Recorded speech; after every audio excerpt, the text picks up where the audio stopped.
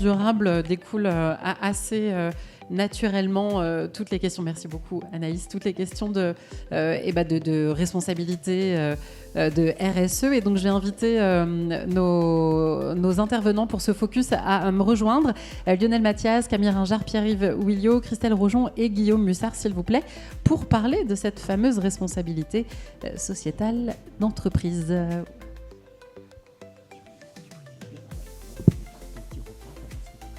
Alors, je vous précise juste que voilà, c'est enregistré. Vous aurez accès après à toute la journée si jamais vous avez besoin de répétition. Je vais me mettre au bout et voilà, allez, zou, tac. Je pense qu'il faut rajouter une chaise. Hop.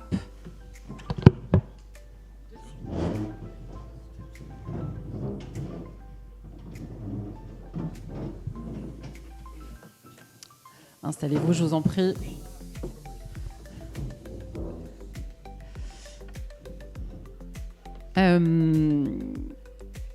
Lionel, rassurez-nous, quand on dit RSE, ce n'est pas un gros mot, non, pas du tout. C'est pas non plus une zone d'inquiétude pour nos entreprises. Quel est le contexte aujourd'hui dans votre région quand on doit justement mettre en parallèle le business et la RSE ? Alors non, c'est pas inquiétant, même au contraire, je dirais que c'est une opportunité.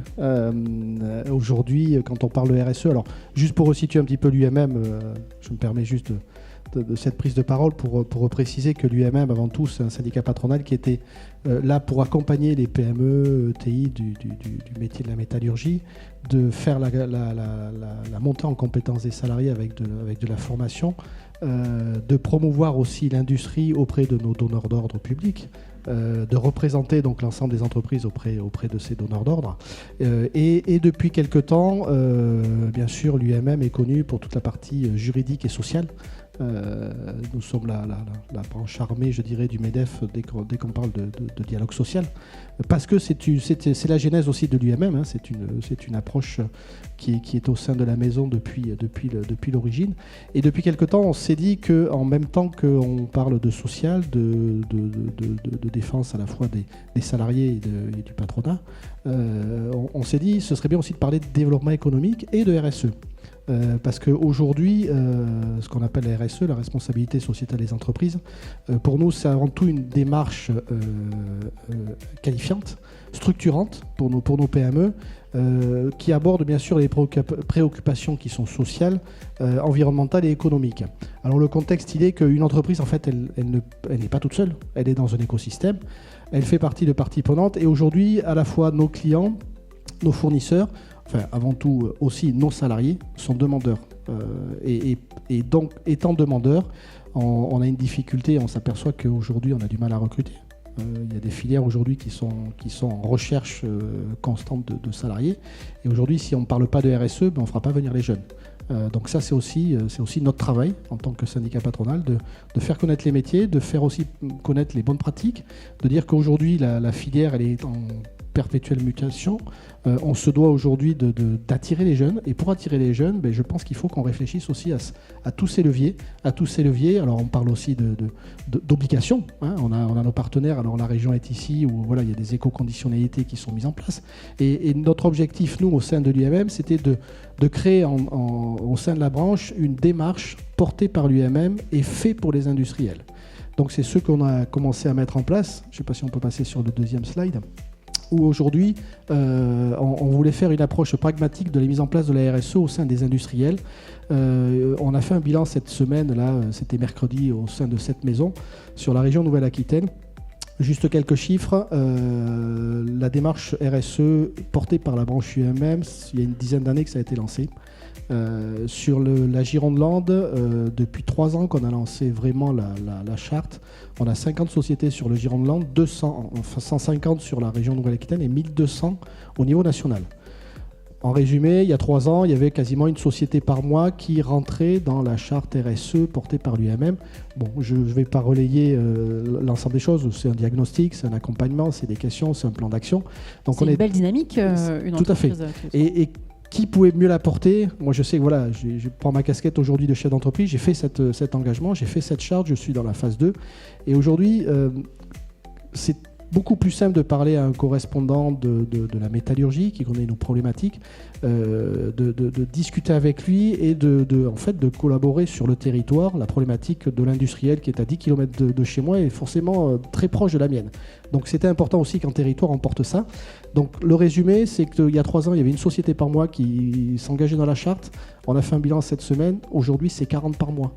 Donc on est vraiment dans une lancée en puissance de cet accompagnement qui correspond à un besoin, à une attente, et surtout qui permet aussi vis-à-vis de nos donneurs d'ordre, que ce soit la région, que ce soit demain nos clients qui vont nous demander des obligations, on peut y répondre avec cet engagement RSE. Aujourd'hui, c'est une charte qui est lancée. D'ici la fin d'année, nous aurons un organisme extérieur qui fera une labellisation. Donc on va aller chercher un label RSE UMM pour la métallurgie.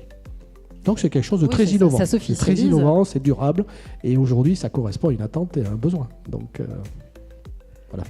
Vous aviez d'autres slides là, je pense que ça reprend sur la démarche, la vision à 360 degrés. Donc cela, on pourra vous les communiquer, mais c'est dans toute démarche RSE. Et ce qu'on a voulu surtout, c'est que on n'embête pas le chef d'entreprise ou l'entreprise industrielle sur une partie qui n'est pas concernée. On va vraiment attaquer les 5 piliers qui concernent le monde industriel et le métier de l'industriel. Donc c'est surtout ce qu'il faut retenir. Et voilà, donc c'est ouvert aujourd'hui à tous les adhérents de l'UMM.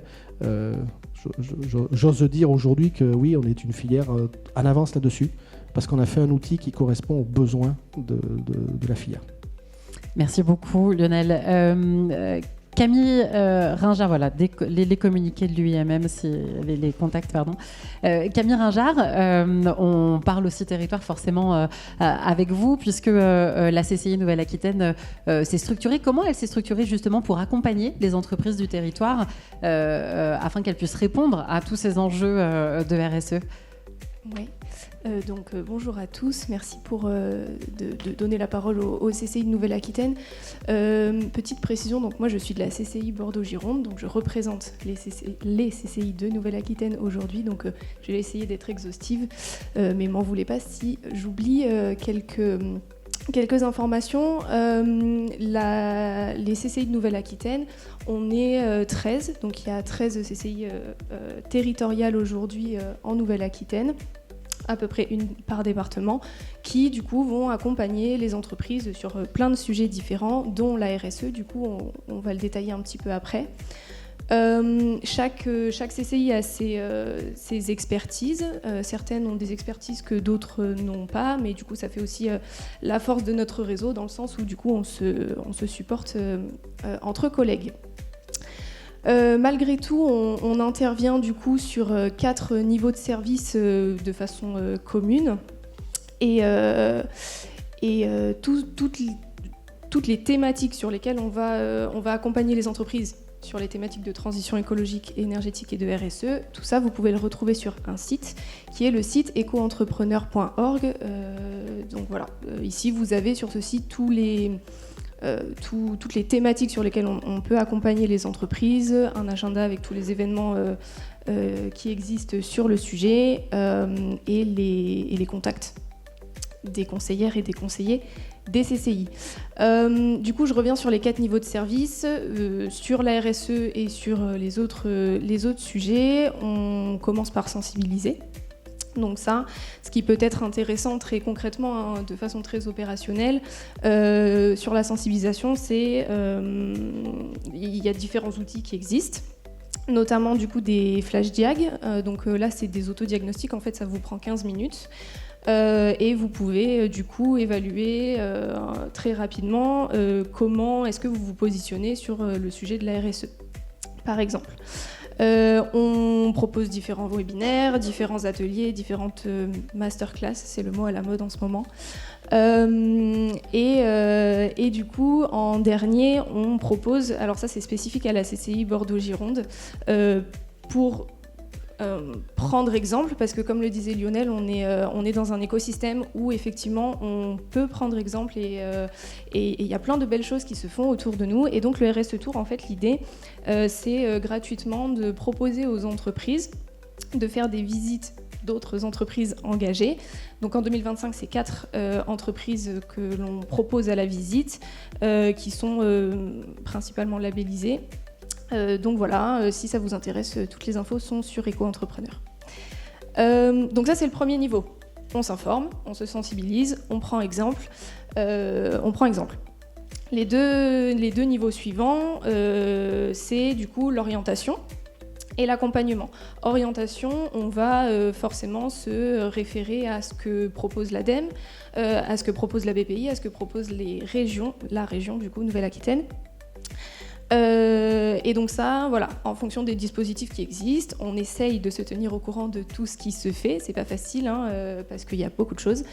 Mais du coup, voilà, on essaye de pouvoir orienter comme on le peut. Et derrière, si on a l'expertise, on est capable d'accompagner les entreprises plus en détail dans leurs projets. Voilà. Et enfin, du coup, les formations. Donc les formations, là, ça vaut pour l'ensemble des CCI de Nouvelle-Aquitaine territoriale. On va du coup proposer des formations à la RSE, entre autres, du coup, ce qui nous intéresse pour cette table ronde. Donc voilà, par exemple, la CCI, c'est 4 jours de formation et derrière, on forme une personne, une future ou un futur chargé de mission RSE au sein de son entreprise, à déployer sa démarche au sein de l'entreprise. Voilà. Donc plus ou moins rapidement, on va dire. Là, c'est un panel un petit peu de tous les sujets sur lesquels on accompagne les entreprises. J'ai voulu tous les mettre dans le sens où, quand on se lance dans une démarche de responsabilité sociétale, pour moi, c'est un petit peu du coup le chapeau, entre guillemets, où derrière, on va pouvoir aller creuser des sujets plus spécifiques, notamment environnementaux, pas que, il ne faut pas oublier l'aspect social et sociétal évidemment, mais du coup voilà, tout ce qu'on peut faire pour accompagner les entreprises sur des sujets un peu plus spécifiques quand on rentre dans une démarche de RSE, ils sont affichés là. Il va y avoir des sujets un peu plus liés à l'économie circulaire, on va dire, avec du coup des dispositifs, quand on part à droite du coup, à votre droite, l'économie circulaire du coup, avec le déploiement de projets d'écologie industrielle et territoriale. On a le dispositif ETNA qui existe. Il y a une plateforme aussi qui s'appelle la plateforme Actif, où du coup vous pouvez y mettre vos besoins en matière, en service, et derrière voir si du coup vos demandes, si une autre entreprise de votre secteur peut répondre à votre demande. J'ai des chutes d'acier dont je ne me sers pas, qui ne me servent pas, est-ce que peut-être du coup un de mes voisins pourrait en avoir besoin? Et ça marche pour les matières et pour les services. C'est gratuit pour les entreprises. La gestion des déchets, l'éco-conception, l'ADEME en a parlé tout à l'heure. Il y a notamment le dispositif BICOM qui existe, qui est un dispositif régional pour accompagner les entreprises du coup à se lancer dans des démarches d'éco-conception. Les achats responsables, c'est un peu particulier. Je l'ai mis pour votre information, la session de 2025 est clôturée. C'est un accompagnement collectif que l'on propose. Donc on accompagne un groupe d'entreprises à structurer une démarche d'achat responsable. Donc voilà, c'est pour votre information. Effectivement, peut-être voir en 2026 si c'est reconduit. Et après, du coup, plus à gauche, les dispositifs existants pour accompagner les entreprises sur des sujets plus énergie et climat. Et donc là, on retrouve un petit peu ce qui a été présenté à la table ronde d'avant, avec tout ce qui tient à l'énergie. On a vu ProRéféi tout à l'heure, l'adaptation au changement climatique, où là, on se base sur la méthode Okara.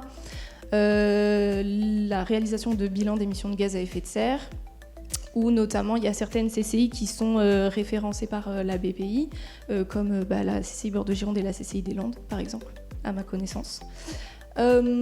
Accompagner les entreprises à développer leur plan de mobilité, et enfin on parle aussi de reconnaissance environnementale. On a vu tout à l'heure le logo EcoVadis, ça peut faire partie des demandes des entreprises derrière pour crédibiliser leur démarche.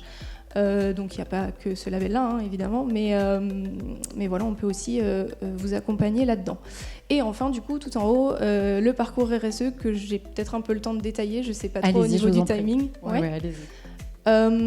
Donc comme je vous le disais, vu que je fais partie de la CCI Bordeaux-Gironde, je vais vous détailler un cas CCI Bordeaux-Gironde, mais mes collègues des autres CCI territoriales, en fonction de où vous êtes basés, peuvent aussi vous accompagner sur le sujet. On peut peut-être passer. Ouais, super. Comment on fonctionne, l'idée quand on rencontre une entreprise et qu'elle vient toquer à notre porte et qu'elle nous dit ok, moi j'aimerais bien me lancer dans une démarche de responsabilité sociétale. En fait, il y a souvent un très gros enjeu de formalisation au tout début. C'est-à-dire que les entreprises aujourd'hui font déjà beaucoup de choses, et je pense que vous faites déjà beaucoup de choses en interne en termes de bonnes pratiques, de pratiques responsables, sociales et environnementales. Et du coup, tout l'enjeu au début, en tout cas, c'est de se structurer. En tout cas, c'est ce qu'on perçoit. Et donc, du coup, on va aider l'entreprise à structurer sa démarche. On sort pas la méthodologie de notre chapeau, on se base sur l'ISO 26000. Voilà, donc c'est comme ça a été dit sur la table d'avant, c'est pas quelque chose qu'on fait du jour au lendemain, ça vaut pour beaucoup de sujets. Donc voilà, on peut compter quelques mois, ça prend du temps.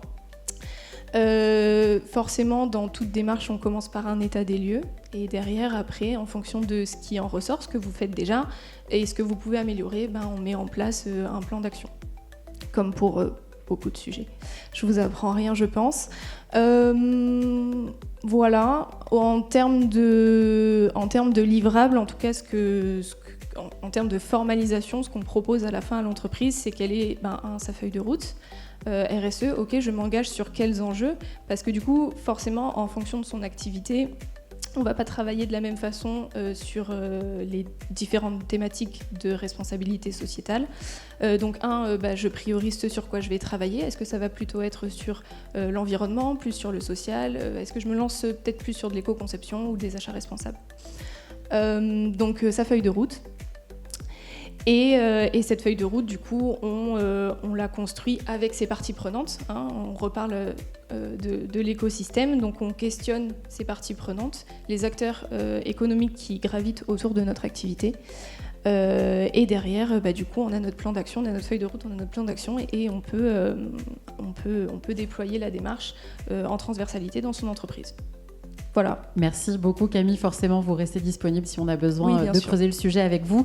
Je me permets un petit teasing encore pour le focus décarbonation qui vient juste après, puisque vous parliez d'économie circulaire et on aura l'occasion de parler réemploi avec la Maison de la Construction Métallique. Alors, maintenant, place à nos retours d'expérience concrets sur le terrain avec nos 3 représentants d'entreprise. Pierre-Yves, chez Danné, comment vous avez entamé cette démarche RSE? Peut-être déjà, vous pouvez nous présenter votre entreprise. Tout le monde ne la connaît pas forcément. Bonjour à toutes et tous, Pierre-Yves Villot, donc je dirige Danné Construction Métallique, une PMI qui est basée dans le sud Gironde, donc on est à 3 quarts d'heure d'ici, dans un triangle entre Langon, Bazas et La Réole, en bordure de l'autoroute A62 qui descend sur Toulouse. Donc 80 collaborateurs, on peut avancer rapidement, on n'est pas là pour présenter l'entreprise, on est dans la construction métallique, donc on maîtrise tout de A à Z depuis le client jusqu'à la fin du projet, avec des équipes qui font toute la partie chiffrage, conception, un atelier où on fabrique la totalité de nos structures, et bien entendu donc, où une trentaine de personnes travaillent pour fabriquer les structures de bâtiments, mais pas que, de structures métalliques qui peuvent aussi accompagner du support process en interne sur l'industrie, quelle qu'elle soit, et des chantiers qu'on réalise chez nos clients sur site avec une vingtaine de personnes. Donc nous, la RSE, on a démarré il y a 1 an et demi. Le pourquoi initial, c'est vraiment de l'utiliser dans l'accompagnement de la transformation de l'entreprise. Et à ce titre, pour illustrer un peu les programmes qui ont été évoqués, notamment par Lionel, nous on a profité au début du diagnostic de l'UIMM, qui a été réalisé fin 2023, qui nous a permis d'avoir une image de où on en est, qu'est-ce qu'il faut balayer et qu'est-ce qui peut être intéressant en interne pour l'entreprise. sachant que sur l'aspect transformation, nous, l'objectif initial, c'est vraiment d'abord de travailler avec nos collaborateurs en interne. Il y a 2 sujets importants qu'on va voir après qui sont actuellement en cours, dans la mesure où notre PMI n'est pas encore soumise à des vraies exigences. Très clairement, on n'a pas d'exigence immédiate de nos clients, sauf sur certains sujets spécifiques, sur des dossiers publics ou de très gros clients, mais peu de demandes de ce côté-là encore actuellement. Et on n'a pas non plus d'exigences importantes du côté de nos banquiers immédiatement dans notre phase d'investissement. Alors pourquoi vous y êtes allé C'est justement pour balayer ces sujets en interne avec nos collaborateurs et accompagner notre transformation d'entreprise et surtout prendre de l'avance avant d'y être probablement contraint dans 2 ou 3 ans. Donc ça accompagne depuis 1 an et demi le projet. Donc j'ai dit un diagnostic d'abord. Dans le courant de l'année dernière, on a commencé à travailler avec l'équipe de direction sur quelques sujets, commencé à impliquer les collaborateurs. On a aussi profité de l'AFPI pour former nos 2 copilotes. Donc en fait, on a 2 copilotes qui sont responsables du déploiement de la démarche en interne, notre chargé RH et notre contrôleur de gestion, pour avoir une équipe complémentaire, à la fois avec une partie RH, puisque les collaborateurs sont très sollicités et sont, je dirais, aussi la raison d'être pour embarquer dans cette démarche. Et puis le contrôle de gestion, parce que ça permet d'avoir un regard différent sur la démarche et de aussi pas regarder que l'aspect financier, mais tout ce qui tourne autour. Donc la formation l'année dernière aussi. Et si on place à la suite, donc le diag, je pense que ça n'intéressera pas beaucoup de personnes, ni la partie formation. Après, je peux répondre à toutes les questions. Mais on s'est focalisé sur 2 choses dans un premier temps et justement en interne. C'est la définition de nos valeurs d'entreprise qu'on a initiée en fin d'année dernière et sur laquelle on est encore en cours de déploiement là, sur ce premier trimestre. Donc là, ça a été justement l'intérêt de réimpliquer tous nos collaborateurs pour redéfinir quelles sont nos valeurs, pouvoir les partager en interne et après les valoriser vis-à-vis des partenaires extérieurs, quels qu'ils soient. Et l'autre sujet, on est en train de déployer un SIRH qui là aussi nous permet en interne de mieux gérer tout l'aspect administratif RH, justement de nous soulager en termes de charges administratives et de mieux échanger, donc là on est dans la phase de déploiement, de mieux échanger avec tous nos collaborateurs, y compris sur de la communication. Donc ça c'est deux sujets importants qui justifient de d'abord le considérer vraiment en interne pour impliquer tout le monde dans l'entreprise. Sachant que malgré tout on a commencé à travailler sur la matrice de matérialité dans le cadre de l'accompagnement qu'on a eu par l'AFPI, puisqu'on a eu un accompagnement individuel sur site, et là ça va nous permettre de passer à la phase suivante avec toutes les parties prenantes extérieures, justement pour travailler un certain nombre de sujets importants.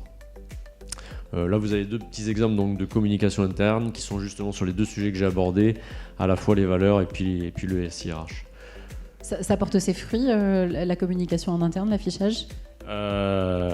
Oui, il y avait besoin dans une petite PMI justement de travailler tous ces sujets, sachant que dans notre secteur d'activité, on a des équipes sur site, mais on a aussi beaucoup d'équipes à l'extérieur. Un tiers du personnel est à l'extérieur, donc y compris pour renforcer les échanges entre tous les services, que ce soit bureau, support, atelier et équipe chantier. Ça permet de réaligner tout le monde et ultérieurement d'embarquer tout le monde dans la même direction.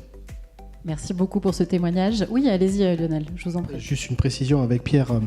On a aussi fait partie des 2 sociétés qui ont répondu à un appel à projet européen sur les FRAG. Les FRAG, c'était essayer de travailler à notre taille d'entreprise de PMI, de voir un petit peu, parce qu'on parle aujourd'hui de rapports de durabilité. Les banquiers aujourd'hui ont de plus en plus d'exigences, les partenaires ont de plus en plus d'exigences. La CSRD arrive avec 1200 indicateurs. On travaille beaucoup lui-même avec le MEDEF pour dire que le calendrier, il faut l'étaler. On n'est pas prêt, on n'est pas prêt. Les grands groupes auront la capacité de répondre à la CSRD qui est déjà mise en place. Par contre, par ruissellement, ça va retomber sur les PME, PMI, ETI, enfin ETI d'abord, PME, PMI et TPE. Et là-dessus, on n'est pas du tout prêt.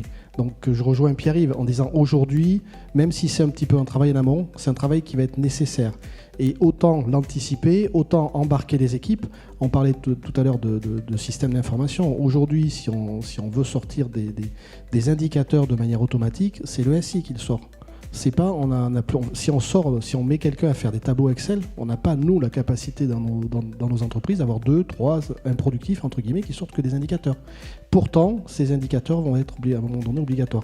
Donc plus on anticipera, moi je sais, voilà, dans la démarche de ma société, j'ai fait partie de l'accélérateur de la région, j'ai fait les achats responsables qui ont commencé à faire prendre aux équipes conscience un petit peu de la partie achat qui est importante dans nos entreprises, ça représente 50 à 55% du chiffre d'affaires. Donc c'est un gros poste à la fois économique, mais aussi un gros poste de dépenses et de consommation et de production de CO2. Donc on a fait ça, j'ai fait le diag décarbonation avec BPI. Donc tout ça, c'est des outils qui nous permettent aussi, qui permettent surtout aux équipes et aux chefs d'entreprise de prendre un peu de recul et à un moment donné de se dire waouh, ouais, quand ça va arriver, ça va arriver. Et bon, on sait comment ça se passe en France, on veut faire plus que l'Europe. L'Europe va nous demander A, et puis nous on va demander A++, et puis derrière, et puis quand ça va arriver dans le monde réel des entreprises, on sera incapable d'y répondre parce qu'on n'aura pas mis en place le SI. Les équipes vont nous dire, attendez, mais pourquoi on fait ça? Vous nous demandez de produire, et à côté on nous demande de remplir des tableaux. Donc oui, il faut anticiper, il y a tous les partenaires qui proposent des... allez-y, enfin, je veux dire, pour moi, il faut y aller. Oui, l'anticipation, c'est la clé de la réussite.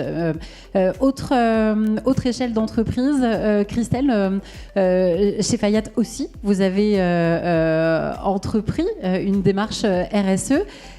Comment ça se traduit? Pourquoi vous l'avez mis en place et qu'est-ce que vous allez chercher? Alors, merci de nous avoir invités. Effectivement, Faya Metal, c'est effectivement une autre échelle d'entreprise. Quoique Faya Metal, c'est la somme en fait de petites entreprises. Hein. Donc finalement, on est souvent concurrents, mais on est sur les mêmes activités. Donc Faya, c'est 12 sites de production en France. Voilà. 1200 collaborateurs, un chiffre d'affaires de 350 millions, on peut passer. Et effectivement, pourquoi on est allé sur une démarche RSE? Donc nous, on a un petit peu plus d'antériorité parce qu'on a commencdes une démarche en 2019, tout simplement parce qu'on avait effectivement des grands comptes qui commençaient à nous demander des actions, et puis à nous demander des comptes, tout simplement. Donc ces grands comptes, EDF, SNCF, etc. Donc vous les connaissez effectivement. Et donc d'abord pour répondre donc à nos attentes clients grands comptes, donc on s'est mis en ordre de bataille. Également, on en a parlé, mais c'est vrai que c'est important le niveau social, donc pour attirer des talents, parce qu'on a tous des problèmes de recrutement. Et aujourd'hui, aller chercher des jeunes ingénieurs, si vous leur parlez pas de démarche sociétale dans l'entreprise, ils viennent pas chez vous. Donc faut vraiment aller un peu plus loin. Et puis ensuite, Faya Metal est adossé donc à un grand groupe, le groupe Faya.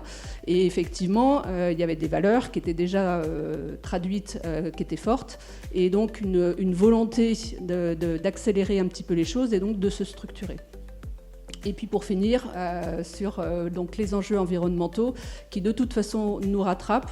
On n'est pas encore confronté puisqu'on n'est qu'une somme de petites entreprises. Donc effectivement, on n'a pas les obligations réglementaires qui sont adossées. Mais aujourd'hui, on est en capacité donc, de quand même fournir et de produire un rapport RSE qui, de façon volontaire, puisqu'effectivement, on s'est mis en ordre de bataille pour traduire un certain nombre de choses. Oui, et puis ça vous évite un sprint final ou un contre-la-montre compliqué.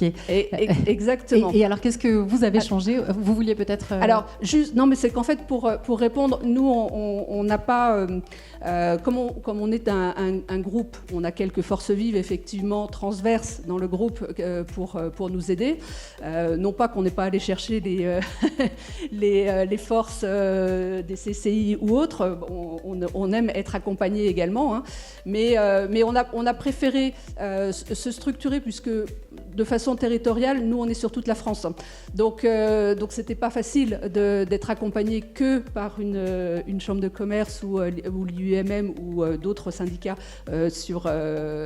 spécifiquement sur les territoires. Donc en fait on s'est fait accompagner par un cabinet en 2019 et puis même démarche. On est allé voir dans chacune de nos sociétés ce qui faisait de bien et de moins bien, parce que on travaille même au sein de la division métal, on ne travaille pas tous de la même façon. Donc c'est ce qu'on a, et ça prend du temps. Donc c'est ce qu'on a fait remonter, et ensuite de pouvoir traduire une politique, et ensuite de faire redescendre des bonnes pratiques, échanger entre nous.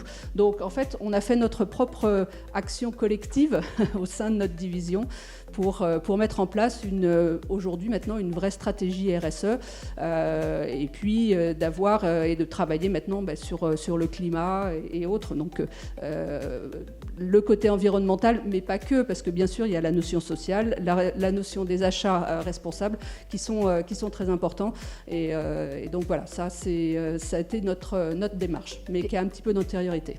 Et donc là, vous avez lissé les pratiques entre toutes vos différentes entités ? Alors, elles ne sont pas encore toutes lissées, parce que ça prend du temps, on a une certaine inertie, mais on a un cap, donc on a au moins ces objectifs qui sont définis, et on travaille maintenant de façon collective pour qu'effectivement l'ensemble de nos structures, donc les 12 sociétés, puissent contribuer dans toutes leurs actions à apporter effectivement cette démarche RSE, et de travailler entre autres également sur la décarbonation.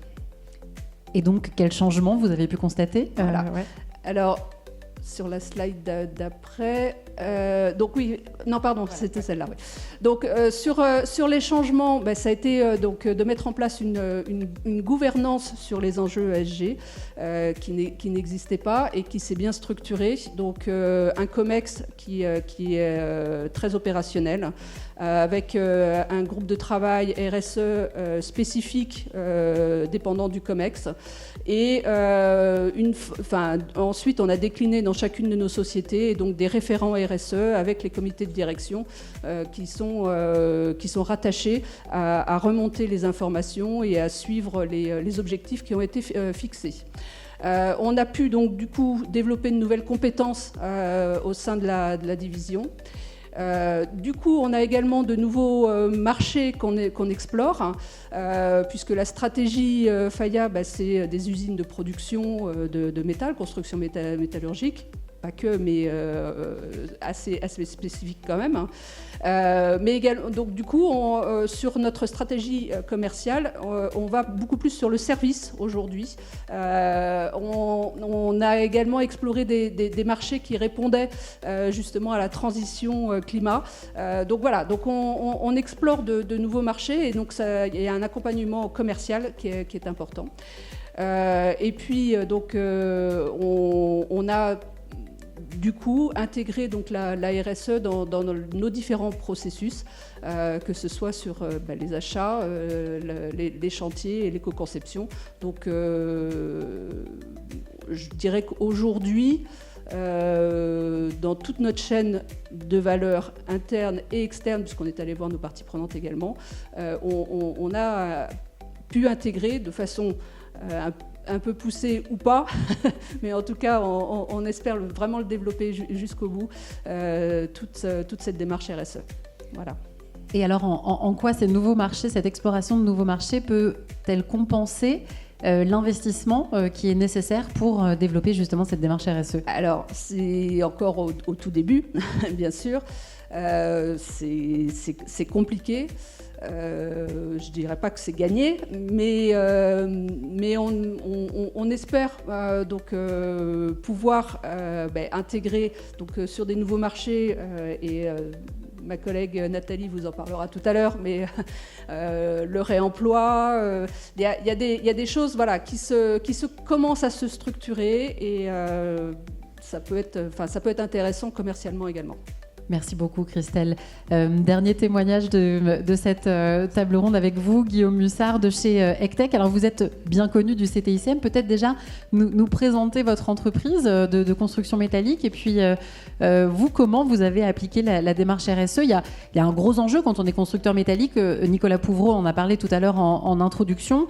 Toutes ces problématiques de soudure notamment, et j'imagine qu'au quotidien ça doit soulever quelques interrogations. Oui, bonjour à tous. Donc, pour présenter déjà Ectech Industries, c'est une entreprise que j'ai créée en 2015.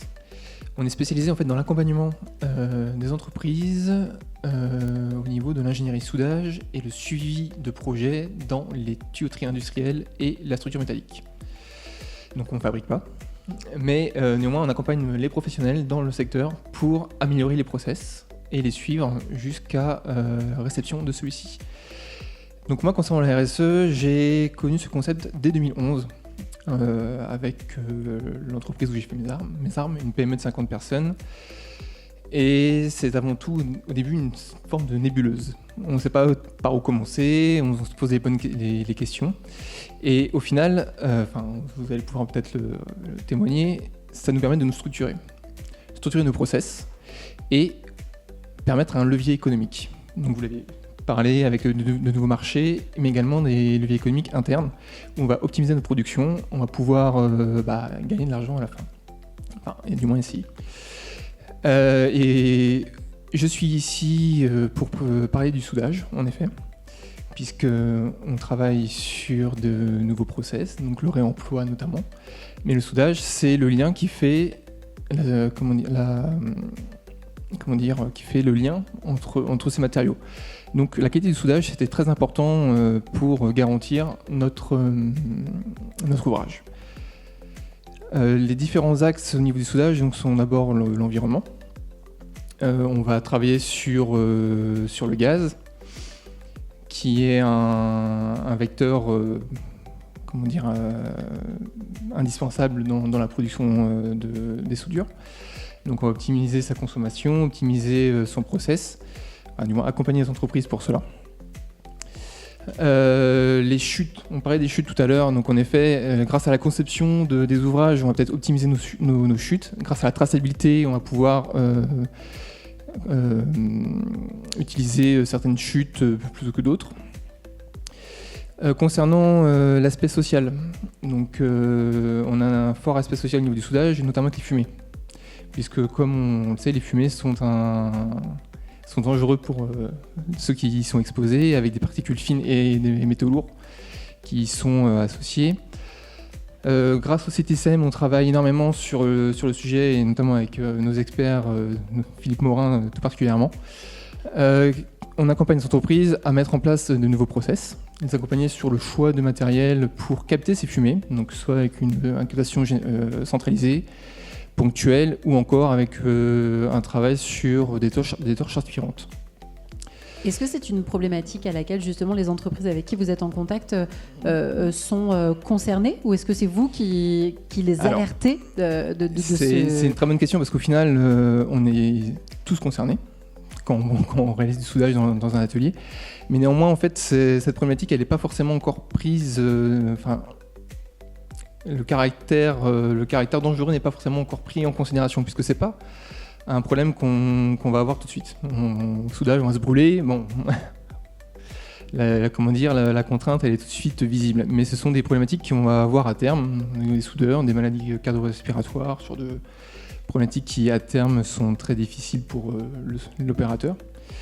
Donc on essaie de travailler sur ce point de vue-là et sensibiliser les entreprises à mettre en place des solutions pour les soudeurs, notamment.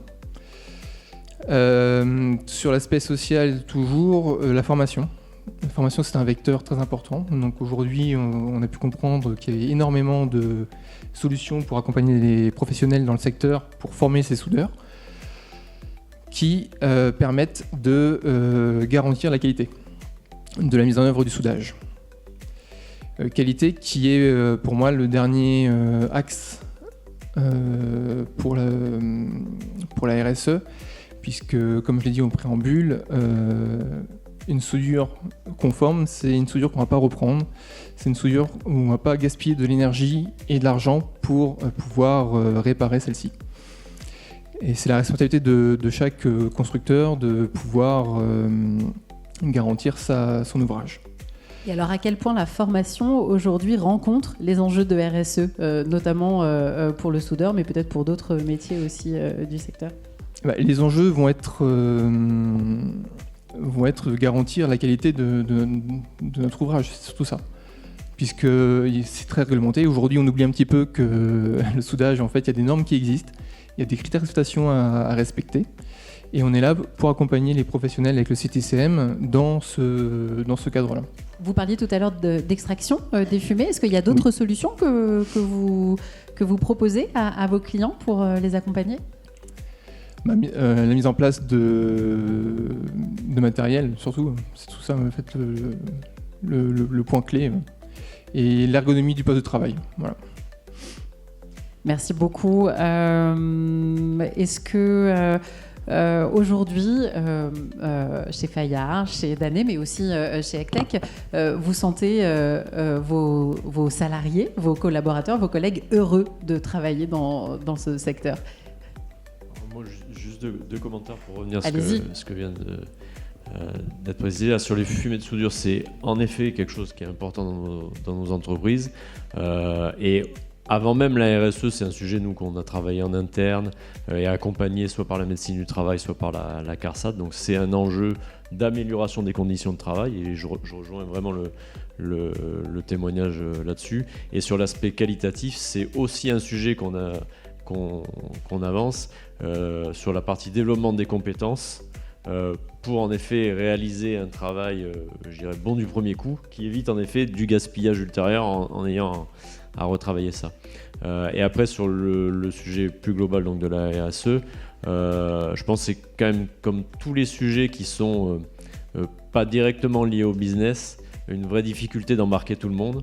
C'est pour ça que nous, chez Danné, on veut dans le déploiement d'abord le travailler en interne avec les collaborateurs pour progressivement les embarquer et leur montrer l'intérêt de tout ce qui peut être fait sur ces différents sujets. Où on a bien vu que beaucoup de sujets sont intégrés à la RSE et où des fois on les travaille sans en avoir réellement conscience. Oui, Christelle ? Oui, je voulais juste sur la façon d'embarquer les collaborateurs, c'est une question essentielle de toute façon, mais le niveau de communication. À partir du moment où on arrive à simplifier les choses, on communique correctement avec avec les collaborateurs, on a gagné une partie de ce qu'on fait. Nous, on a décidé d'ouvrir un réseau social interne qui est ouvert à l'ensemble de nos collaborateurs, qui fonctionne maintenant très bien. Donc ils sont tous connectés et même dans les salles de pause pour les collaborateurs, ils ont des écrans où ils peuvent aller voir effectivement les nouvelles, donc des flash infos, etc. J'ai vu la communication que vous montriez tout à l'heure dans la société Danné. C'est exactement ça, mais dématérialisé finalement. Et ça permet l'échange, ça permet la contribution et la discussion. Et c'est vraiment très important. Et après, on a été aussi un petit peu plus loin parce que maintenant, depuis 2 ans, on a mis en place des fresques du climat qui sont bien connues, bien sûr. Et c'est vrai que ça permet d'embarquer l'ensemble des collaborateurs et on est fiers aujourd'hui de dire qu'on est presque à 50% des collaborateurs formés, enfin pas formés, sensibilisés. Et je pense que c'est important parce que quand on les sensibilise, ils peuvent apporter leur pierre et la construction, enfin une brique de construction de la démarche. C'est vraiment quelque chose de collaboratif et c'est vraiment très important d'avoir cette bonne notion de communication. Voilà. Lionel, je vois que vous avez pris le micro. Oui, juste peut-être un petit point qu'on n'a pas abordé. Je rejoins tout ce qui a été dit. Ce matin, juste avant la journée, on était avec le journaliste de Sud-Ouest qui nous a posé une question sur l'IA. Et c'est pour ça que je rebondis là-dessus en disant aujourd'hui, il ne faut pas avoir peur de l'IA. L'IA fait partie de notre vie, va faire partie de notre vie et va être utilisée de plus en plus. Et quoi faire de plus que d'embarquer les équipes, de discuter avec les équipes de ce que l'IA peut faire aujourd'hui dans nos entreprises. Alors oui, on parle de l'IA sur toute la partie juridique, traitement de papier, mais demain, l'IA, ça va bouleverser nos organisations. Et si on n'en parle pas à nos équipes, si on n'a pas mis en place des outils de communication, des lieux de concertation pour que les équipes aussi, on les embarque, parce que c'est facile en tant que président, enfin en tant que DG, de dire bon, messieurs, demain vous m'amenez l'IA, vous démerdez, moi je veux de l'IA. Oui, d'accord, alors là, il n'y a rien de tel pour que l'IA ne vienne pas. Mais par contre, voilà, essayer de dire, et c'est vrai que la réflexion de ce matin, c'était de dire, est-ce que l'IA va supprimer des emplois ? Non, va transformer des emplois. Donc n'ayons pas peur de l'IA. L'IA, c'est un outil qui arrive et c'est en train d'accélérer fortement. Il y a 2-3 ans, on ne savait pas trop ce que ça allait faire là, depuis la dernière année. Donc c'est sûr que ça va bouleverser nos organisations. Toute cette démarche, cette réflexion qu'on a sur le sociétal, sur l'environnement, l'IA va nous aider aussi. L'IA va nous aider et nos collaborateurs aussi seront rassurés si on sait expliquer ce que l'IA va transformer. L'IA peut être une des réponses à la RSE. Merci beaucoup. On a un petit temps d'échange avec la salle. Est-ce que vous avez des questions pour nos intervenants ? Ils sont timides ce matin. Ah, super.